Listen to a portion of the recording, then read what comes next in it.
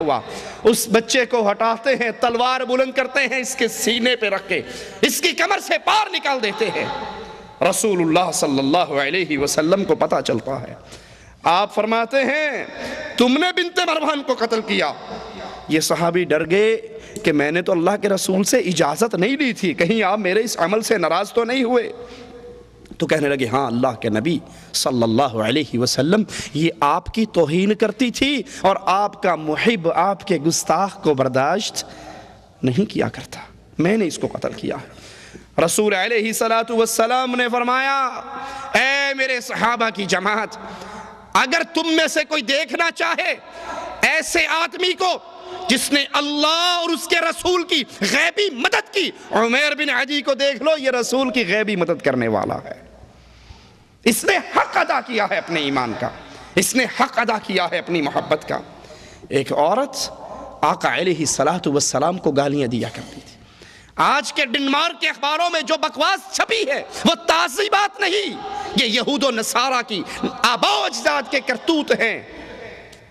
اللہ کے نبی کو گالیاں دیتی، آقا علیہ السلام نے فرمایا من یکفینی عدوی، کون ہے جو میرے دشمن سے بدلہ لے، میرے دشمن سے انتقام لے، میرے دشمن سے فیصلہ کروائے، یا وہ دھرتی پہ زندہ بچے؟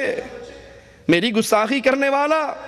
صحابی کھڑے ہوتے ہیں، خالد ابن ولید کہتے ہیں اللہ کے نبی آپ کے دشمن سے انتقام میں لیتا ہوں، اور جاتے ہیں اس عورت کو قتل کراتے ہیں۔ عبداللہ ابن عباس فرماتے ہیں ان رجلا من المشرکین شتم رسول اللہ صلی اللہ علیہ وسلم فقال رسول اللہ صلی اللہ علیہ وسلم من یکفینی عدوی فقام الزبیر بن العوام فقال انا یا رسول اللہ صلی اللہ علیہ وسلم۔ اس گالیاں دینے والے شخص کے بارے میں نبی کہتے ہیں کون ہے جو میرے دشمن سے انتقام لے؟ زبیر بن عوام کہتے ہیں یا رسول اللہ صلی اللہ علیہ وسلم یہ خدمت میرے ذمہ لگائیے۔ نبی سے محبت کرنے والوں کی کیفیت یہ ہوا کرتی ہے، نبی سے محبت کرنے والے آقا کو چھوڑ کر غیروں کو اپنا آئیڈیل نہیں بنایا کرتے۔ نبی سے محبت کرنے والے اپنے چہروں کو، اپنے لباس کو، اپنے نمازوں کو، اپنے ڈھنگ کو، اپنی تہذیب و تمدن کو، اپنے معاملات کو، اپنے گھریلو حالات کو، ایک ایک عمل میں ان کے لیے امام صرف ایک ہی ہوا کرتا ہے اور اس کا نام محمد الرسول اللہ ہے۔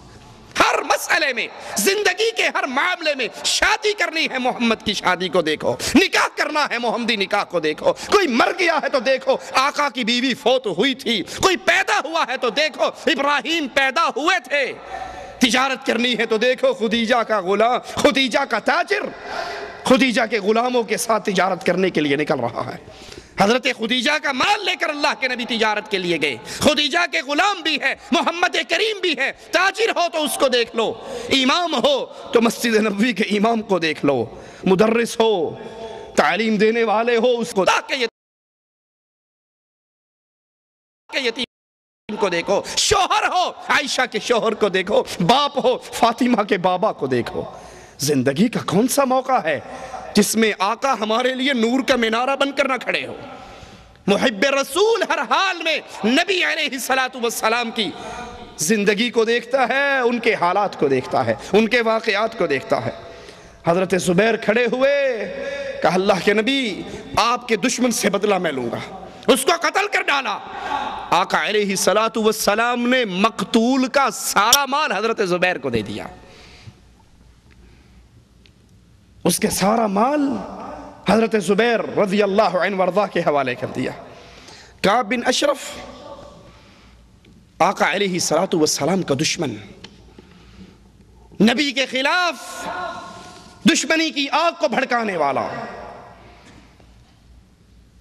بدر میں جب اللہ کے نبی علیہ السلام کامران واپس لوٹتے ہیں، کامیاب واپس لوٹتے ہیں، کفار کے سرداروں کو جہنم رسید کر کے، اس کے پیٹ میں بڑا مروڑ اٹھتا ہے، یہ بھاگتا ہے مکے والوں کے پاس پہنچتا ہے، خود بھی روتا ہے ان کو بھی رلاتا ہے، مکے کے مرنے والے سرداروں کے لیے اشعار کہتا ہے۔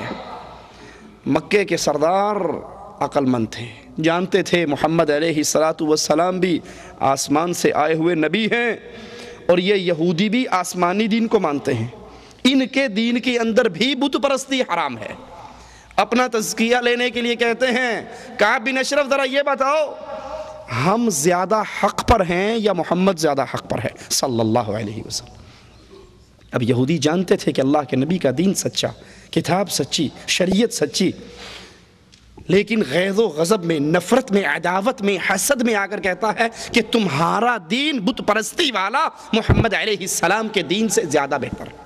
واپس آتا ہے اللہ کے رسول صلی اللہ علیہ وسلم کی توہین میں اشعار کہتا ہے، مسلمان صحابیات کی توہین میں اشعار کہتا ہے۔ آقا علیہ السلام آواز لگاتے ہیں من لقعب ابن الاشرف، کون ہے جو کعب ابن اشرف سے انتقام لے، اس کی گردن کو اڑا ڈالے۔ فَإِنَّهُ قَدْ آذَى اللَّهَ وَرَسُولَهُ، یہ وہ ہے جس نے اللہ اور اس کے رسول کو تکلیف دی ہے۔ محمد بن مسلمہ کہتے ہیں رضی اللہ عنہ وارضا، یا رسول اللہ صلی اللہ علیہ وسلم، یہ کام کرنے کے لیے میں حاضر ہوں۔ یہ تھی نبی سے محبت کرنے والوں کی کیفیت۔ رئیس المنافقین کے بیٹے نے آ کر کہا تھا آقا اگر میرے بابا کو قتل کرنے کا فیصلہ کر چکے ہو، آقا یہ خدمت میرے علاوہ کسی اور کے ذمہ نہ لگانا، اپنے باپ کی گردن کو میں خود کاٹ کے آپ کے قدموں میں ڈال دوں گا، یہ خدمت مجھے دینا۔ حضرت محمد جاتے ہیں، اس یہودی سردار سے ملتے ہیں، اور اس سے پہلے آقا سے اجازت لیتے ہیں یا رسول اللہ صلی اللہ علیہ وسلم، اس یہودی کو کچھ اپنے جال میں پھانسنے کے لیے مجھے آپ کے بارے میں کچھ کہنا پڑے گا، کہیں یہ نہ ہو میں آپ کا انتقام لینے جا رہا ہوں، آپ کے بارے میں کوئی غلط بات منہ سے نکالوں تو خود ایمان سے محروم ہو جاؤں۔ اجازت ہے؟ آپ نے کہا اجازت ہے۔ اس کو کہتے ہیں کہ یہ جو نبی جس کی ہم نے اتباع کی ہے، اس سے تو ہم تنگ آ گئے ہیں، کبھی صدقے مانگتا ہے، کبھی چندہ مانگتا ہے، کبھی زکوٰۃ مانگتا ہے، کبھی خیرات مانگتا ہے، ہم تو کھانے پینے سے گئے۔ اس نے کہا ابھی کیا، ابھی تو ابتدائے عشق ہے، آگے آگے دیکھ ہوتا ہے کہ ابھی سے، میں تو تمہیں پہلے منع کرتا تھا۔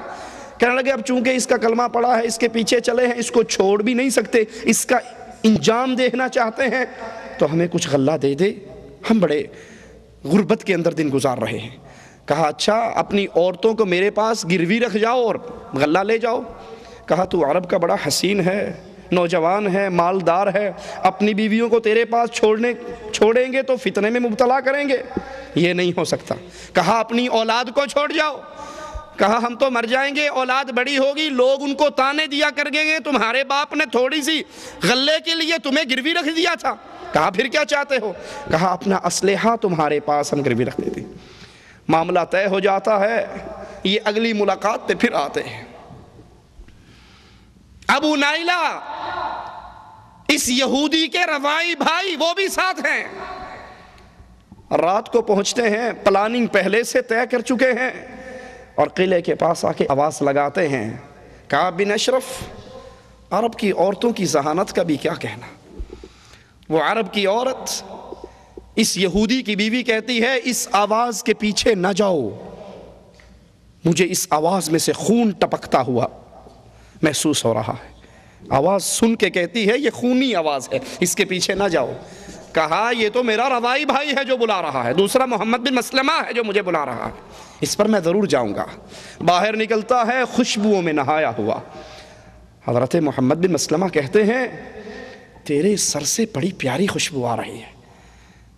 آج کل بھی کسی کی تعریف کر دو نا تو سینہ تھوڑا سا چوڑا ہو ہی جاتا ہے۔ یہ بھی آکڑ گیا، کہندا دنیا کی حسین ترین بیوی عورت میرے بستر میں ہے اور دنیا کی قیمتی ترین خوشبوؤں سے نہائی ہوئی ہے۔